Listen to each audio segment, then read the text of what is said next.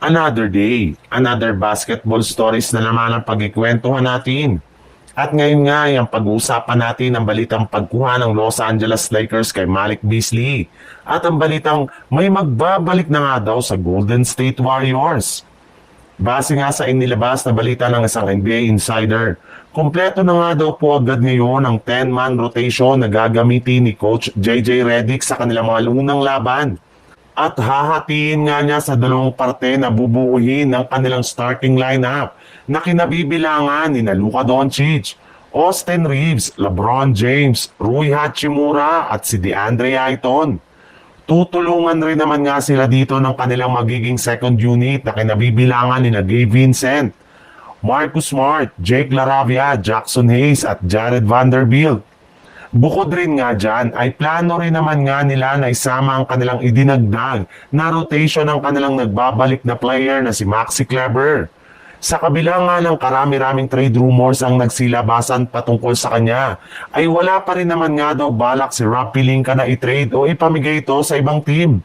Pero ayon rin naman nga sa ibinulgar na balita ng isang NBA insider, kung sakali man nga na makahanap sila ng bagong player na worth it kunin sa isang trade, ay hindi nga sila magdadalawang isip na gamitin si Maxi Kleber at maging si Dalton Kennick, at isa nga sa mga target nila ditong kunin ay ang restricted free agent na si Malik Beasley na maaari nga daw nilang makuha mula sa Detroit Pistons sa pamamagitan ng isang sign and trade deal.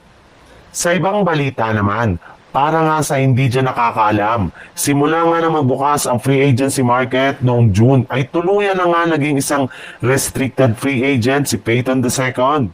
Kaya kailangan nga niyang maghintay sa ibibigay sa kanya ng bagong kontrata ng Golden State Warriors. Pero makalipas nga ang 2 buwan ay wala pa rin nga sa kanilang ibinibigay na bagong kontrata.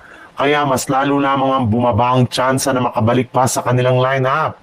Buti na nga lang, kahit wala pa itong pinipirma ang kontrata sa Golden State Warriors, ay siniguro na nga rin naman ni Stephen Curry na makakabalik sa kanilang lineup ngayong off-season. Matapos niyang kausapin ng kanilang front office at sabihin dito na kailangan nga daw ng kanilang team na pabalikin si Gary Payton sa lalong madaling panahon. Nagbabala nga daw si Curry sa Warriors na kapag binitawan nga daw nila ito, ay mas lalo lamang ang hihina ang kanilang depensa. Mawawalan rin naman nga sila ng player na gumagawa ng mga special play, kagaya na lang ng pagpipressure sa best player ng kanilang kalaban, at paggawa ng mga hustle plays at rebounds na siyang nakapagbibigay ng enerhiya sa buong kupunan. Wala na rin man nga daw iba pang player na pwedeng ipalit sa kanyang pwesto na kayang tumapat sa kanyang ibinibigay na impact. Kaya nararapat nga na panatilihin nila si Gary Payton sa kanilang lineup.